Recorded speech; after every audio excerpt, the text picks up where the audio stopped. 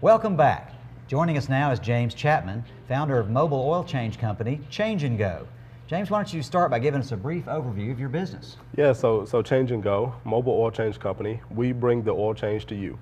So if you're at home or if you're at work and you need an oil change, instead of going to get that done by the traditional way of driving up somewhere, give us a call or schedule by our mobile app or online, and we're going to come right out to wherever you are and do it for you. So everybody with a car needs an oil change, and life's all about convenience. Yeah. So you're providing convenience, right? Yep, that's the name of the game. How did you come up with this idea? So honestly, just from being a white collar guy working behind a desk and not really finding time throughout my day, on Saturdays or my lunch break throughout the weekday, I was like, I wish somebody would just come to me at work, do my oil change for me, and then it can be done. And so I got to thinking, why not? And so that's kind of how the idea started, and then it just kind of snowballed from there. That's great. Yeah. And is it going well? Things are going really well. We are not serving only people who are just at home at work, but we're starting to see more fleet clients. So companies that have a fleet of vehicles, instead of designating a fleet manager to go get those routine maintenance done, they're having us come out there and do their oil changes for them, which saves the company a whole lot of time and money and resources. Yeah. Well, I bet that makes it easier for you too. What are the benefits that you see in operating a mobile business as opposed to something that's more stationary? I think one of the biggest things is obvious, right? It's just being able to have the wide open service area. Mm-hmm. So, a lot of times when you have that brick and mortar, you're set in stone to only so many clients. You're only going to be able to, your reach is not going to be as far, but when you're mobile, you can expand that reach a little bit, and you can be able to provide services that you wouldn't necessarily be able to, if you had a brick and mortar. So flexibility for sure. Absolutely. Yeah. Well, but what about the flip side? Are there challenges you think you face as a mobile business that other businesses don't have to worry about as much? Yeah, absolutely. So, whenever you're doing mobile, coordination is really key, and logistics, and being able to have your dispatching and all of those types of things seamless. So you really want to make sure that you have good processes in place, and those things can be done, but they take time and they take a lot of focus.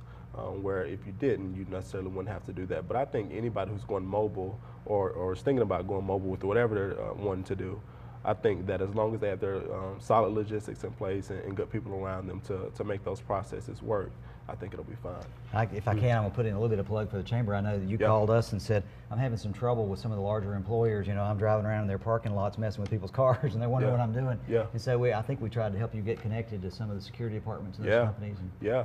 And I think that's another thing is just creating awareness, right? So a lot of times if people don't know who you are or what's going on, this is such a new concept bringing to the city, there's gonna be some, wait a minute, what's going on here kind of thing. And I'm thankful for just being able to have that relationship with the chamber and then being able to come on shows like these, so I can really educate people on the safety, the cleanliness, the processes, what all our services include, and that kind of thing. And then, having the chamber support your business really puts more people at ease, because they say, okay, if the chamber supports it, if they back it, then it must be legit, and it must be a good thing. Do you have any stories of particular successes, a customer that was particularly happy or something that really worked out even better than you had hoped? Yeah, tons of them, man. I mean, just all the time. People are, once their oil change is done and they realize that they just stayed at work and their oil change is done, they don't have to go anywhere. Mm-hmm. People get really excited. And so our Facebook posts and the things that are on our website, from the comments that people just send back to us, it always makes me feel good. It makes me feel like they were doing something right.